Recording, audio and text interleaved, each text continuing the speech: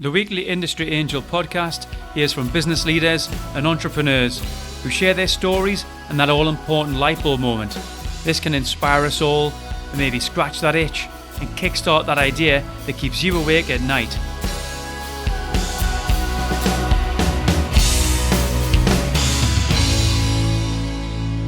Welcome to episode 55 of the Industry Angel. It's great to have you back. It's the first week of July as I speak. The rain is falling. The UK summer is certainly here. But before we jump into today's guest, I'd like to talk about an article that I saw this week on LinkedIn. It was from a US podcaster and it listed his 27 favourite podcasts. And I was a bit disappointed because every one of them was from North America. Now, I certainly know why, because you guys across the pond have many shows to choose from. You're a big consumer of podcasts. And I'm not saying that his list wasn't the best, but I'm really hoping that when Apple changes its algorithms soon, that other podcasts can be discovered. If you are listening from across the pond, I truly appreciate your ears because I know you've got some great shows to choose from. But the way Apple push shows lately, they've got to change it. I mean, in this list, there were very few who I'd class as indie podcasts. And what I mean by that is independent podcasters, passionate people sharing information in their chosen field.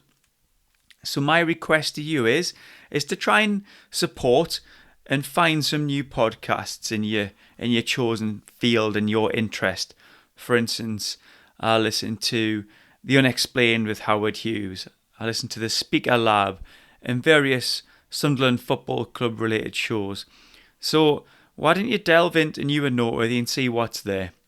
I mean, as I say, Apple's algorithms are a bit strange. This show has been a new and noteworthy since it came out, so well over a year. So it's certainly not new, but it's new. It's noteworthy. I'll take that. Don't worry, I'll take that. But my point is that we've got to try and help the indie podcasters here and try and show some support. So I really appreciate you listening. I really appreciate you sharing the show with your friends and telling people about it. That's how podcasts work, by word of mouth. I was at a wedding on Saturday, met a great guy, and we got chatting about a certain interest. And I said, I listen to a podcast. He went, I do as well. And he told us what it was, and we both listened to it. And then next thing you know, he suggested I listen to this other one, and I've been hooked on it, and I've been downloading episodes for fun lately, just cracking through them. So it's very much a word of mouth game, this. So please tell everybody about this show because I really want to try and grow it. And when we do grow and when we do get lots of different episodes in the can, I can then approach people and say, look what we're doing here. We've got tens of thousands of downloads from around the world. We've got 55 episodes in the bag with some real rock stars. So, it will help us grow. So let's get on to today's guest. Today we have entrepreneur, writer, brand advisor, Simon Middleton. Welcome to the show, Simon. Hello there. It's very nice to be with you. Thank you very much for your time, Simon. I'm really interested to hear all your stories because you have one interesting background, my friend. I've looked on your website from clerical work to nursing to a writer, creative director. You've done mainstream TV, had your own consultancy, travelled globally as a keynote speaker. You founded the clothing company Shackleton Instruments. You wrote a few books. It's like I'm going to interview Mr. Ben. Well, that's a very nice way of putting it. Yeah, it sometimes to me it looks terribly muddled, but there was never a grand plan. It just sort of worked out that way, But yeah, I guess I've done quite a few different things. But there's been a sort of core connection, I suppose, to them all. Apart from when I spent nearly 10 years in the health service as a nurse, which is slightly different, but. I think our millennial friends will have to Google Mr. Ben. Yes, absolutely. But it's interesting. You said you kind of you didn't say bounce around, but that's where I feel like sometimes I've done in the past, where you go from you just move around and you go where sometimes your heart takes you really. But it was interesting reading from your website about your background. Having spent a little bit of time in PR. I then left and joined the health service where I trained as a nurse, which was nearly 10 years I really, really loved.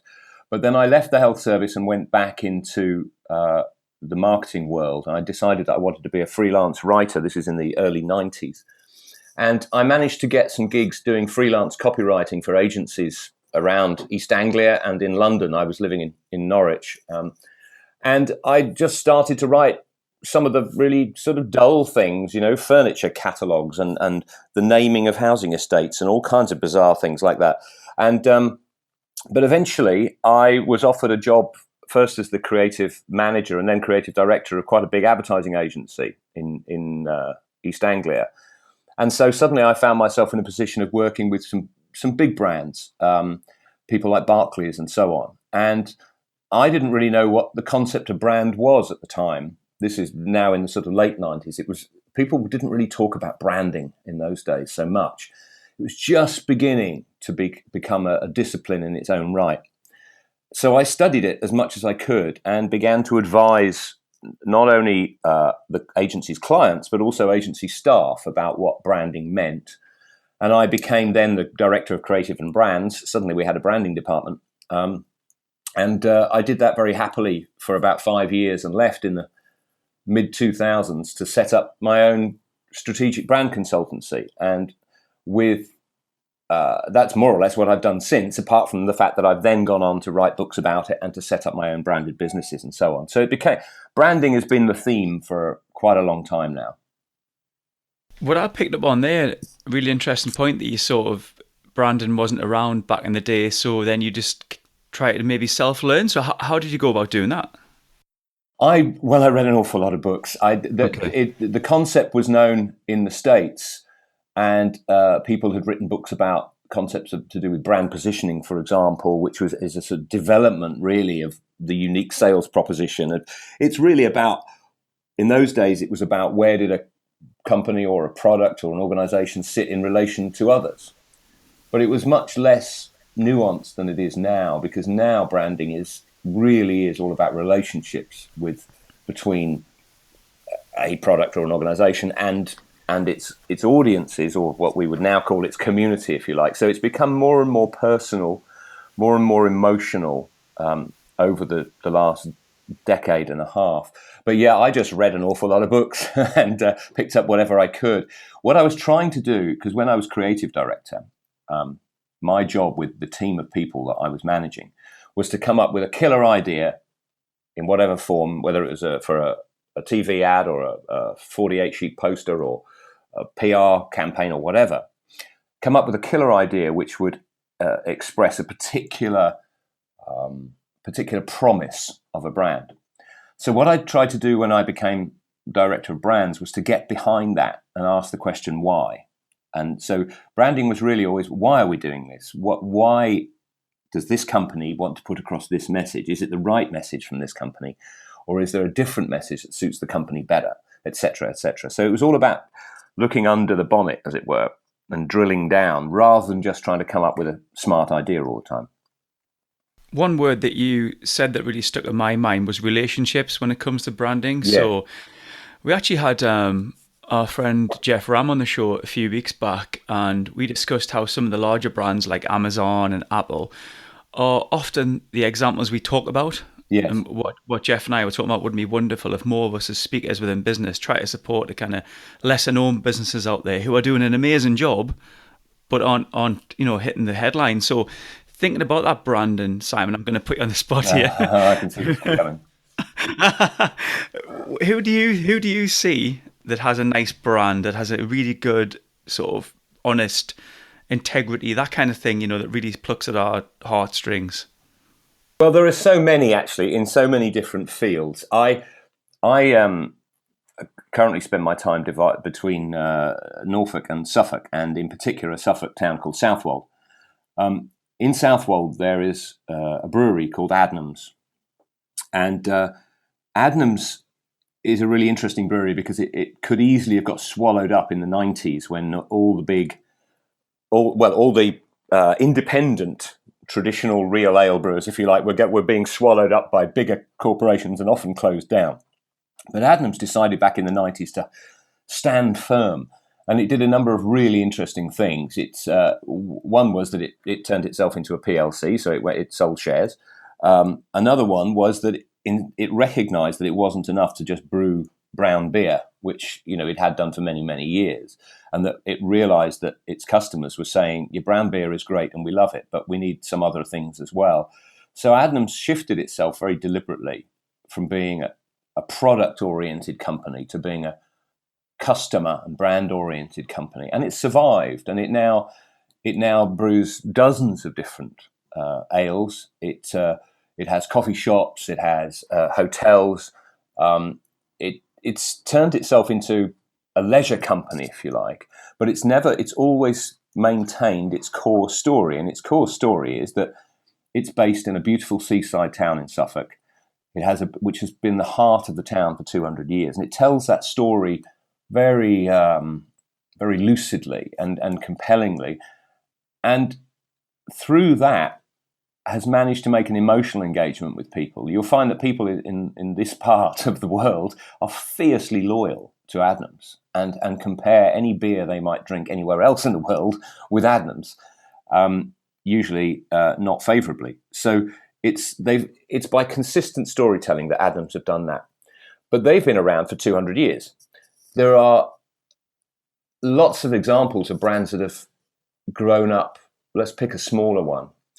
I'll tell you one that I've admired for a while. There's a brand, a surf brand, not that I'm a surfer, but there's a surf brand called Finisterre, which is based in Devon or Cornwall, I can't remember which, and now has a shop in Seven Dials in London. That came out of some individual's passion for cold water surfing. And what they created was not surfboards, but the clothing that cold water surfers needed. So, in other words, jeans that were easy to get on and off when you were wet or cold. Various backpacks and so on that you could carry your gear in that was easy and comfortable. Everything was practical. The jeans lined with merino wool, for example, so that you wouldn't freeze to death when you're standing on the beach waiting for your friends to finish surfing, etc. And their story, again, has been one of consistency, innovation, passion. And I think that's the key to it. In fact, although I'm guilty of mentioning people like Apple when I do my presentations, I'm as guilty as any other speaker about marketing and advertising of that. Actually, there are thousands of brands that are learning the art of storytelling. And I think in the end, it comes down to that idea about a passion, telling a true story and consistently telling that story over and over, rather than just trying to flog stuff, if you see what I mean. I certainly do see what you mean, and I'm really glad you picked surfing, actually, because I surfed for many years as a boy and spent time down in Newquay and Perranporth and round Cornwall. And there's lots of those brands that pop out, and they just literally have been guys who've wanted to create stuff, like you say, for a reason, not just to make millions, actually, because there's a passion. Yeah, not all of them will survive as businesses. That's not to say that you can't just necessarily pick your hobby and turn it into a business.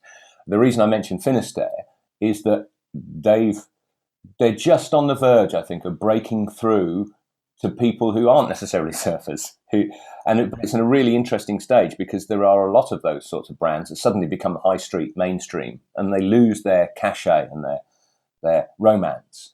But I don't think Finisterre will. I think it'll keep its sort of authenticity. It'll probably remain relatively small, but it's built its credentials very, very steadily and carefully. Yeah, I agree. It's worrying sometimes when it hits a high street. You've got brands like sort of Salt Rock who very much were, the roots were in the ocean, and then now you see kind of high street stuff. But look at Jack O'Neill died recently. I mean, wow, what a legend! And he was a man who wanted to get in the water and just wanted wetsuits and wanted to kick on. Yes, absolutely. Actually, and there comes a time in business when you sort of have to. Well, no, you don't have to. You can stay small. There's nothing wrong with that. It's a noble thing to do, to have a passion business that's around what cynics might call a lifestyle business, if you like. In other words, you sort of build something that you do and it earns you an income and your family an income perhaps and so on, and it stays sort of true to its original nature. However, some businesses are faced with the sort of the luxury of the problem of okay, suddenly there's people taking an interest in us, what do we do? And you do have to face up to the notion that once you let it go, if you like, once you let venture capital come in, once you let it become high street, if you like, you really do have to sort of take your hands off and continue to tell the story, perhaps, but you have to. Once you've made the choice, you've made the choice. You can. It's very difficult to come back to being small once you've got big, and I think that's just a reality of life. There has to be somewhere a division between romance and reality, I suppose. It is business after all. It is, but we've got to keep that culture, and we've got to keep that reason we started in the forefront. And I know, I get it, there's going to be investors pushing, but I still think you need that. I mean, we've got a couple of outdoor brands up here in the Northeast, and I won't mention them, but one of them I really love, and it's got some real good background. But you feel like sometimes it throws stuff at the wall and see what sticks in terms of new lines. Yes. So it'll create new different brands and think, right, okay, the kids might like that, or the country folk might like that, or the fashion world might like that. And then you just think, actually, when you look back at it, you came out of the need for country clothing, and now you're trying to hit the fashion on the street. And I don't know, it just kind of cheapens the brand for me a little bit. And I take that point entirely. And there are lots of examples of that. And there are examples also of big brands trying to disguise themselves as small brands, if you like, sort of creating lines that are sort of cool and trendy. And I can't remember which one it is now, but some years ago, one of the very substantial sports shoe brands produced a completely sort of secretly, if you like, a new range of skateboarder shoes under a different name, and as though it was a startup. The idea was to sort of get away from its own reputation and its name and be seen as one of these kind of hip startups. But it didn't take long for the kids on the street, as it were, to see right through it, and it had a spike, and then it just disappeared because people realised that wasn't authentic, and that's a dangerous route to follow, I think, for a business. I can see why they do that, throw things at the wall, as you say, because people want to generate turnover, protect profit, protect jobs, and so on. But it's a very difficult thing. Whenever I talk about brands, and in my observation of brands large and small, authenticity is really the quality of authenticity. I think is the sort of number one building block. If you haven't got authenticity, then you're doomed. Really, you can't. You might make some money, but you won't build a brand. You might build a little, a few seasons of success, but it won't be a lasting brand. But isn't it funny though when you talk about authenticity? Let's take Berghaus, or one of these brands where they have been very much all about adventure and things like that, but then it becomes a fashion item on the street, and lots of kids start wearing it, and it just. I wonder how they feel. I wonder how they struggle we've built this as a technical piece of equipment. But now teenagers are wearing it on the high street. What does that do to the whole brand messaging? Well, that's true, and I don't know the answer to that, except to say that, as I said, they've chosen that route, and it may well succeed for them, and you have to sort of make that choice. I'm not saying, by the way, that large high street brands can't be authentic, as long as they're sort of true to their nature. I believe that Apple is still a deeply authentic brand, and it's the biggest technology company in the world. I'm not saying it's without its flaws, but it's true to its Apple's essential nature was that they would make high performing pieces of technology that did two things, or three things really. One was that they would work. Another was that they would look beautiful. And the third was that they would have an interface, if you like, with the user that was a pleasurable experience. And they've never swerved from that. Well, not in recent years anyway. Since Steve Jobs returned to Apple, that's what they did. And they still make things that work, that look beautiful, and have a satisfying engagement with the user. They can get as big as they like. They could go to Mars and sell products there. As long as they keep those three things going, they will still be an authentic brand. Can I come on to, you founded companies, you founded Shackleton and Shackleton Instruments. Could you tell me a little bit of a journey on that? Was that born out of something that you've thought was a gap in the market, or did you want to create No, something? not at all. In fact, no, absolutely, it wasn't a gap in the market. I came to it from a very emotional perspective. Yes. The simple story is that I had written 3 books. The first came out in early 2011. So all of this has happened very quickly, only 6 years ago. I wrote a book called Build a Brand in 30 Days, which was basically a sort of guidebook to how to conceive of an authentic story, to apply it to a brand it was intended for small businesses, for entrepreneurs, for individuals wanting to start businesses and trying to help them to avoid making crass mistakes and really to focus on authenticity. Anyway, the book was a modest success, and I taught about the book to MBA students at the University of East Anglia in Norwich on a few occasions. I did seminars a couple of times a year. And on one of these occasions, some 2 clever guys at the back of the room said, well, that's all very well. It's very interesting what you're saying in your book, and we've read your book, but have you ever started a brand of your own apart from your own consultancy? And I thought, oh, that's a good challenge. I hadn't actually at that point. So I thought, right, okay, off the side of my desk, as it were, because I was earning a living as a consultant and a speaker. I thought, okay, what could I do? What do I care about? That would be an experiment. It was just a thought experiment, if you like. And what I was really into at the time was music. I was a guitarist and a singer, a very bad guitarist actually, but I was the front man of a band, and I've been doing it for 20 years. And I'm left-handed, and I discovered that along with my left-handed bass player in the band as well, we both were very familiar with the idea that when you walk into a guitar shop, there might be 100 guitars hanging on the wall, and if you're lucky, one of them will be left-handed. So you have a very limited amount of choice. So I decided in my wisdom, let's call it, to start a left-handed guitar shop. So this is not a joke, I promise you. I started a left-handed guitar shop online, and it was called Left Hand Bear. And I was very, very pleased with the story. The reason it was called Left Hand Bear is because bears, as in the woods, are predominantly left-pawed. So are parrots, but left-hand parrot doesn't sound quite so romantic. It doesn't know. And then I discovered that the Native Americans revered left-handedness, partly because they knew that bears were left-handed. Mm. And there was a Sioux chief called Chief Left Hand Bear. I only discovered that after I'd sort of looked further into it. And so the whole thing just had this kind of romance about it.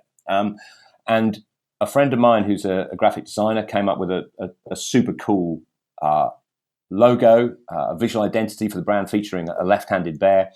And I created this online shop. I built the website myself and started to import because most of the people who would sell to me online were in America. The British wholesalers wouldn't sell to me because I only had an online shop as opposed to a brick and mortar shop. So I was importing an American brand of instruments called Gold Tone. And the reason I started importing them is because they made everything in left-handed as well as right-handed, which not all brands do.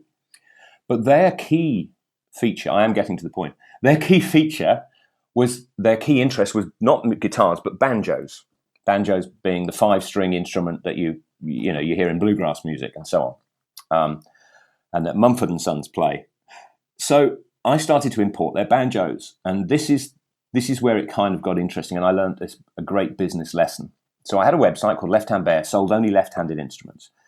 One of the brands I imported was Gold Tone, who were banjo specialists rather than guitars. So I had more banjos on my website than I did guitars. And then people started phoning me up and saying, oh, are you the guy that imports Gold Tone banjos to the UK? And I said, yes, that's right. And they said, well, we can't get them anywhere else. So can I order one from you? But I'm right-handed. And I'd say, no, this is a left-handed shop. I'm afraid I can't help you. And after the first 2 or 3 times of doing that, I realized what an idiot I was. And therein comes the difference between romance and business. So yeah. I'd had an idea, which was quite a nice brand idea. But actually what the market was saying was, yes, a banjo specialist. Now, there's something that we don't really have in this country, especially one that's bringing in these nice American brand instruments, Gold Tone. So I did a very cold-blooded thing at that point. I simply shut down Left Hand Bear. And it was heartbreaking because I built this story and I really loved the look and the feel of it. And people said nice things about it, but nobody was buying anything, or not in sufficient quantities. I closed it down and I opened a banjo shop called Banjos Direct. And we sold to right-handed people as well, which of course is 90% of the market. So to cut a long story short, that grew pretty rapidly and became the second biggest banjo specialist in the UK, although that is a little bit like saying the second best cricketer in China. It's it's not that big a deal, but it got the business going. But then I had another romantic, I suppose, notion.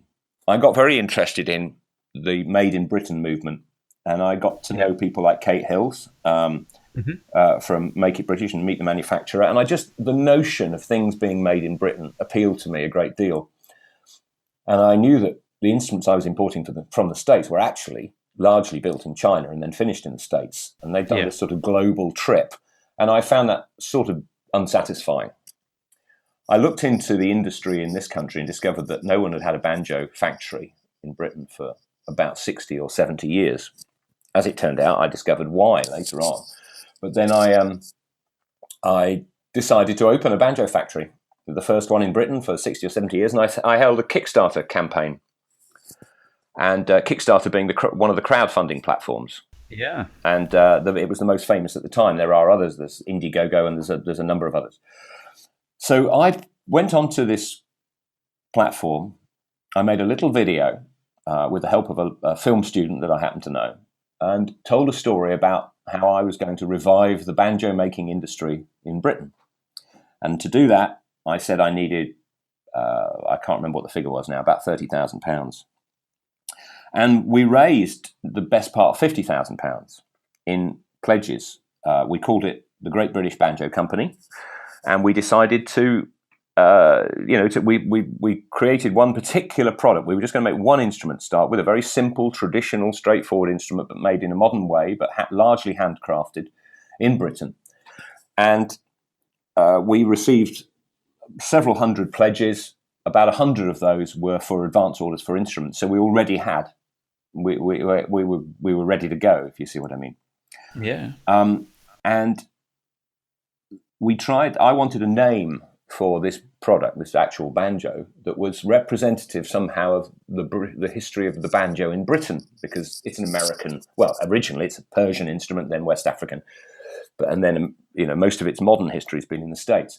But I wanted a British twist on it. And what I discovered was that almost exactly 100 years earlier, Shackleton, the Antarctic explorer, had not only had a banjo on his ship Endurance, but had insisted on rescuing that banjo from the ice when his ship sank. Not because he played it, but because he knew that he and his 22 or so men were going to be stuck on the ice for months and months, but probably wouldn't return at all. And they needed something that was for entertainment other than grimacing at each other. So he insisted on rescuing the banjo. In fact, he referred to it as vital mental medicine, because he knew the importance of music and sort of conviviality in extreme situations. So they rescued the banjo from the sinking ship, and the ship did sink, and they were stuck on the ice for many, many months. He eventually rescued them all. But that gave me the name. So we called our first banjo the Shackleton. And we said this in our Kickstarter story. And what happened, this was the really interesting thing for me, was that people started to order these instruments who didn't even play the banjo. Wow, really? Yeah, seriously. We looked into about half the advance orders we had were for people who didn't know how to play a banjo. So we asked them, why are you pledging a couple of £100 to buy an instrument that you don't play and that you don't have any intrinsic interest in? And they said 2 reasons. One is it's made in Britain, and we love the idea that things are made in Britain. That's why we're on Kickstarter looking for things to support.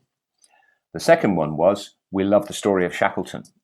Yeah. A story of endurance, a story of adventure, a story of character, happened exactly 100 years ago, etc., etc. So we interrogated those people a bit further, and at the same time, to really get to the heart of what they liked about the Shackleton story. And at the same time, in those conversations, people said, have you got anything else? Do you make anything else in Britain that's to do with Shackleton? And I didn't. at the time. We made instruments.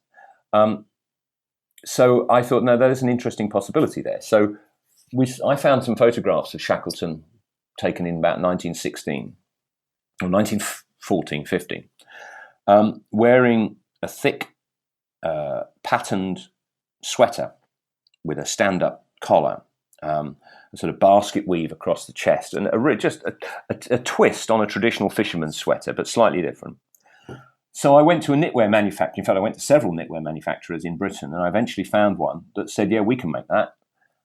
And they started making this sweater for us. That was the first thing we made.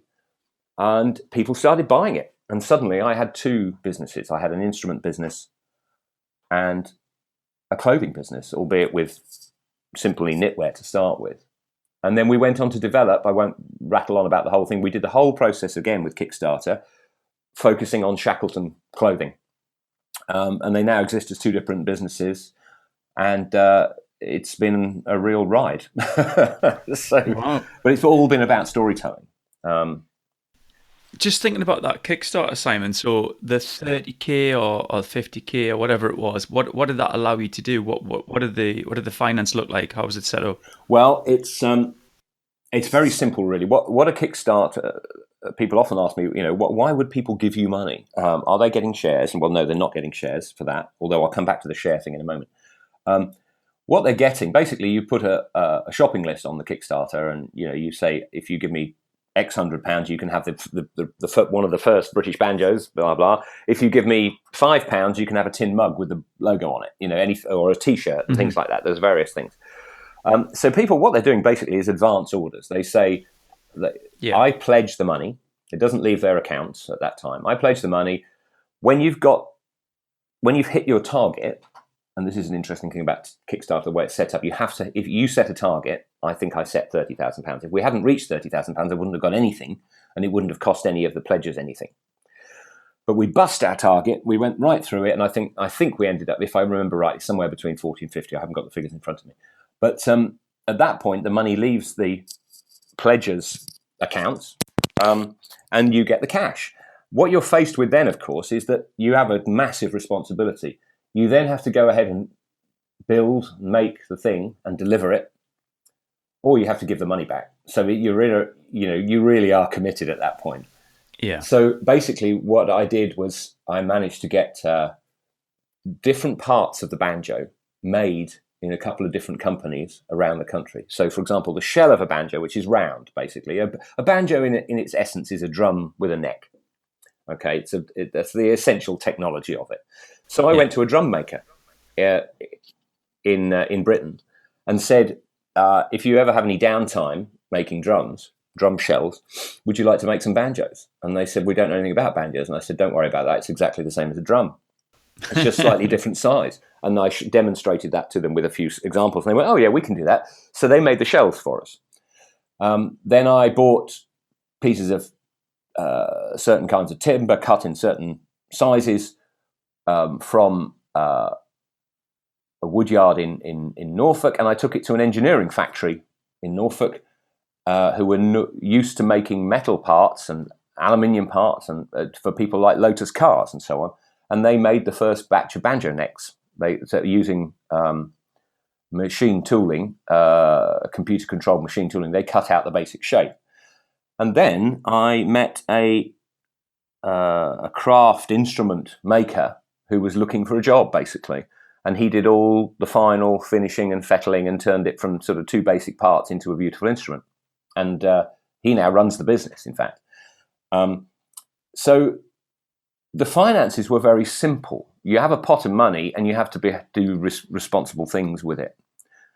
But one of the very interesting things about Kickstarter I found was that not only did people pledge for a product, but people who pledged, some of them turned out to be high net worth individuals, as they say. Okay. And actually a couple of people contacted me and said, if you're serious about this company, I'd be interested in investing. Because Kickstarter is not an investment, but these people, some of the people on Kickstarter are potential angel investors.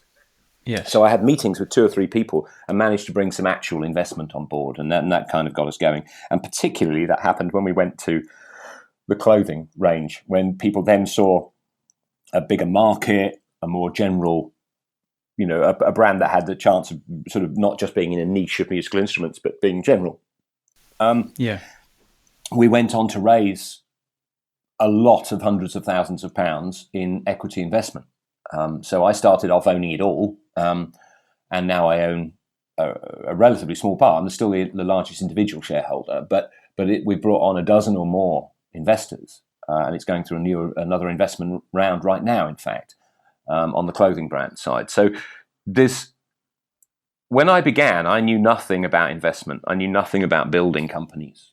And in the period of 4 or 5 years, I've sort of learned at least how to get them going. What I haven't necessarily learned is how to keep them going, because that's another, that takes another 10 years experience.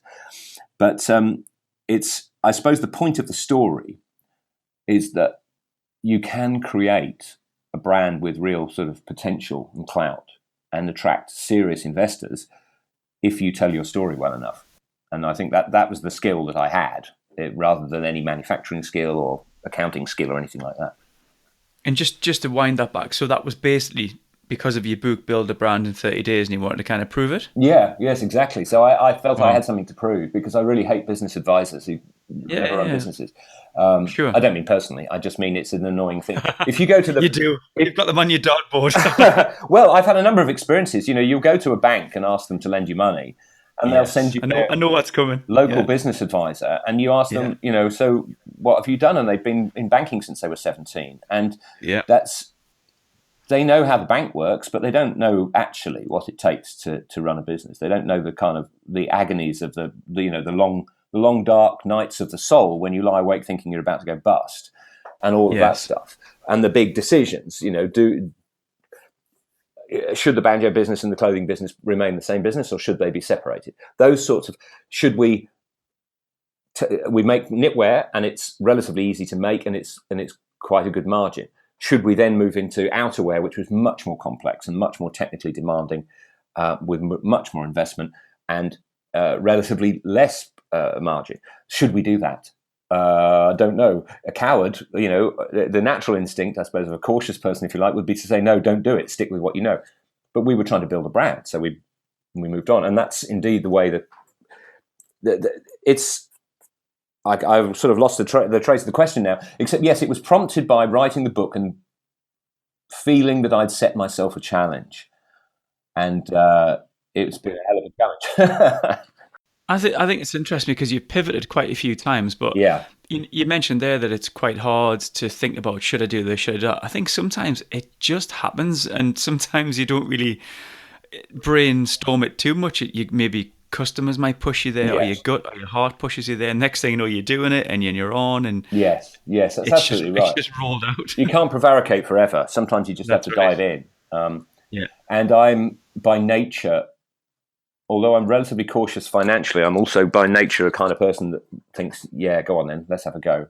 And I think you need some of that. I think in a way that is part of the nature of entrepreneurship, is you have to be one of those people that can cope with the fear, because there is some fear that goes with it.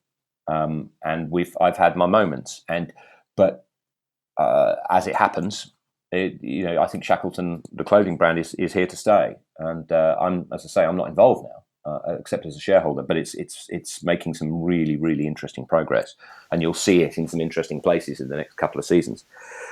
Excellent. So just thinking about your books, before you go, Simon, I'm going to try and grab some value out of you, or maybe actionable tips that you can leave our listeners with.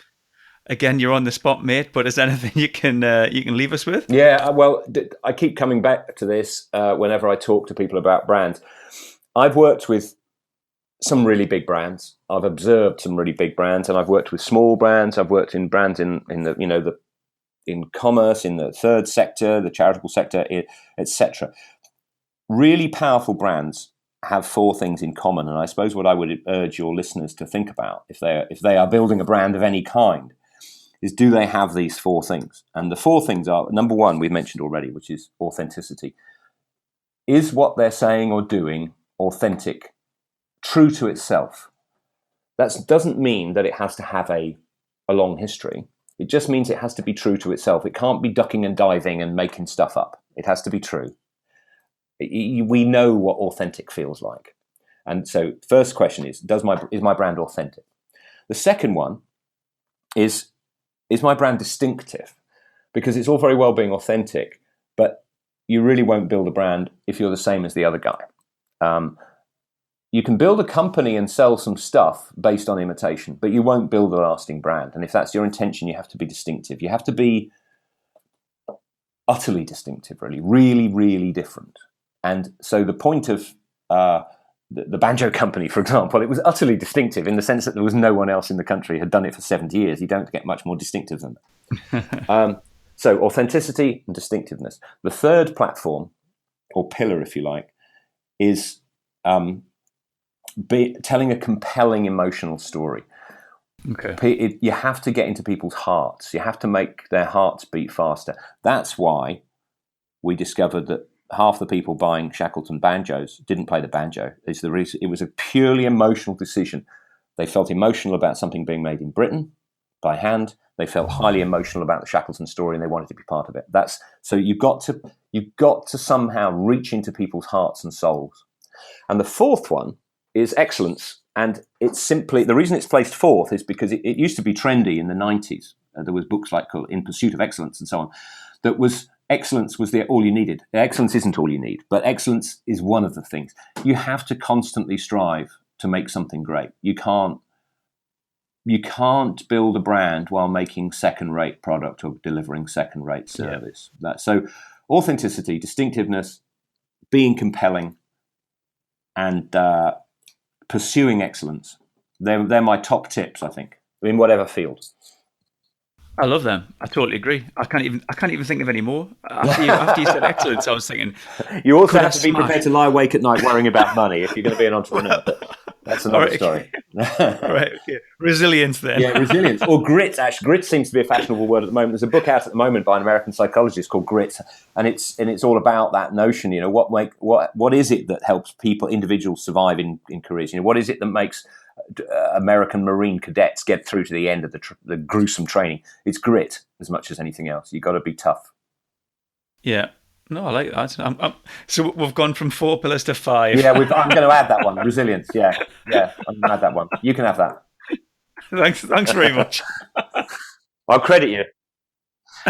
You better, man. Well, thanks very much, Sam. We could have spoke for another hour here, I think, but that's amazing. I'm really interested. I'm really pleased you've mentioned the Kickstarter campaign, because I think a few of our listeners might be in that exact situation. And isn't it wonderful to know that you started as a Kickstarter, but then you had interest from angel investors who are just on Kickstarter looking for a nice company. There are people out there, and it's now reached a stage where we're talking to the next level up from angel investors, which are the sort of the serious players, if you like, the people. And there are sort of tiers of investors, you're right. It all started for us on a simple crowdfunding platform. So that effort is never wasted. And of course, the other thing I forgot to mention about Kickstarter is we got a huge amount of publicity from it. We got features in the Times, and we got TV coverage and radio coverage and magazine coverage just by being on Kickstarter. So I recommend it. Of course, there's a lot more competition on there now than there was 5 years ago. Even it's grown like Topsy, but it's a way to go. So there you go, listeners. There's a call to action. I want you to get on Kickstarter, but it's got to have those 4 pillars plus 1, and you need to tell Simon and I how it's gone for you. So Simon, thanks very much for your time, my friend. That's been amazing, and I wish you all the best with all your many different ventures. You're very welcome. I'm still looking for investors for my new project as well, by the way, if there's anyone out there. So. Which one's this? Let's squeeze it in. Oh, okay. Well, I have a new men's leisure clothing project called Blackshore, and it's at its early design stages. But I'm looking for investment for that too. Come on, I'm intrigued. You can have a tell us. Well, it's stylish beach leisure wear, if you like, for men, mostly for older men, let's say 35 plus, cool clothes that people can wear when they're relaxing on holiday by the beach or at the coast or whatever. And it's called Blackshore, which is the name of a part of Southwold in Suffolk. And we're at the early design stages, but I'm looking for investment for that. Well, if you need any models with knobbly knees on the beach, I'm your man, all right? Because I've always got to have knee-length shorts. Cool. Excellent. Okay, cheers, Simon. Thank you Take very care much, now. Ian. Cheers. Bye-bye. Thanks to Simon there. Wasn't it great how he backed up his Build a Brand in 30 Days book by building the brand, essentially. So well done. Love that. Interested about the Kickstarter campaign as well. That was great. So I need you, if you've done a Kickstarter campaign, to drop me a line, host@industryangel.com. Whether it have been successful, whether it have failed, it's interesting because we can learn from any of those mistakes or hiccups or, whatever you've been through. It's a journey and I want to know about it. You can learn more about Simon, simonmiddleton.com. That's where you'll reach him. I'll put that link in the show notes for you. If you want to know what I've been up to, read some of my crazy rants and blog articles, you can get me on far-north.com. It's coming up to the silly season now for your summer vacation, holidays. Please be careful. If you're listening to this on a sun lounger, I'm extremely jealous, but you can have a beer for me. I'll be heading off shortly to the Lake District for a week, actually, in the UK. Some beautiful fresh air and mountains. So if I miss a week or two, don't hold it against me. Don't slap my legs. I'll be back. Don't you worry. So have a great time. I'm Ian Farrer. This is the Industry Angel, and thanks for listening.